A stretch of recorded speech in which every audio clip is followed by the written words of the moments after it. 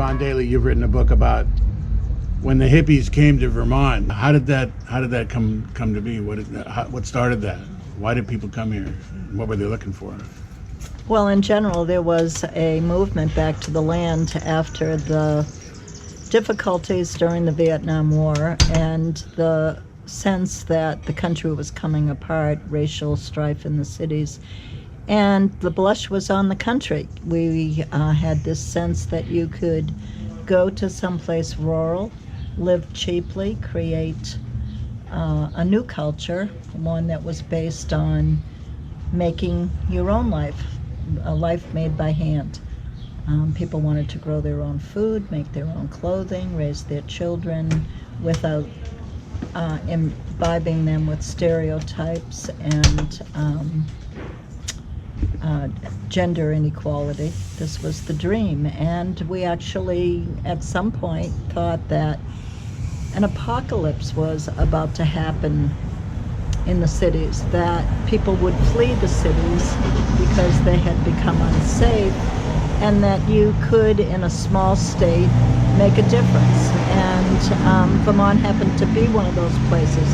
One of the reasons that so many people came to Vermont was because they'd had some iconic experience in the state as children. So some of us might have gone to camp here or visited with our parents or had a grandparent who lived here or nearby. And most of those trips were either to the young ski areas in winter, but primarily in summer experiences. So you get to experience Vermont in all of its beauty. Most of the people that came here had no idea about the realities of Vermont's winter. And if you think back, 1970, February 9th is still a record year of snowfall. My second son was born in the middle of that snowfall, so I remember it quite vividly. But like attracts like, I write about that in the book, that people discover that the values they are seeking, such as a participatory form of government. We wanted to be part of our government.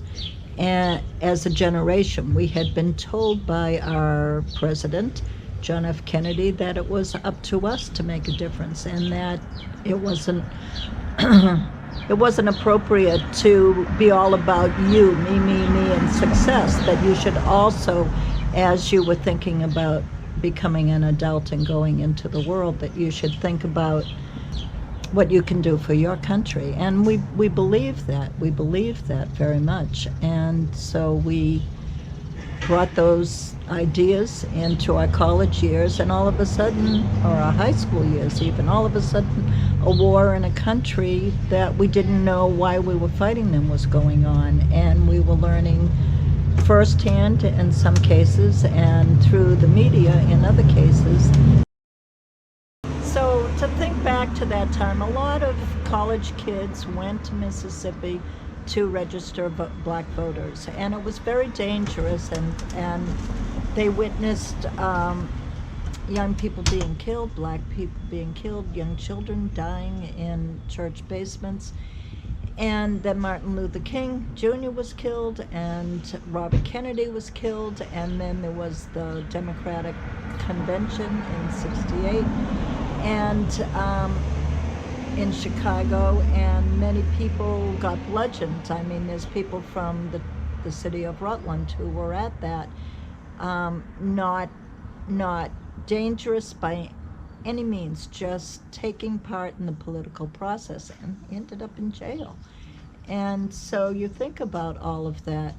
Where did they go? They went to the country. Why? Because it felt safe. It felt like you could create a new place.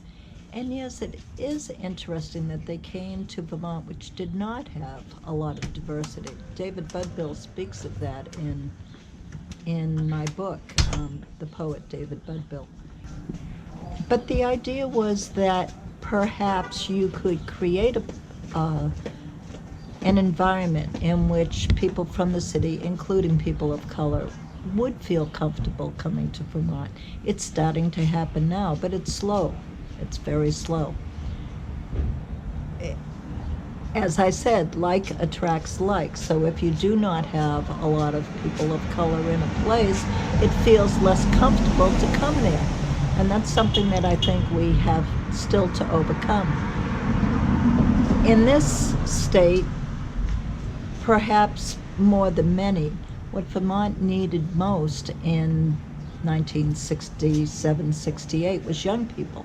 It had been losing its young people for decades, and we were the oldest state in the Union, meaning that the age of the average Vermonter was the oldest of any other state. We're in a similar situation now where we're the second oldest, Maine being the oldest.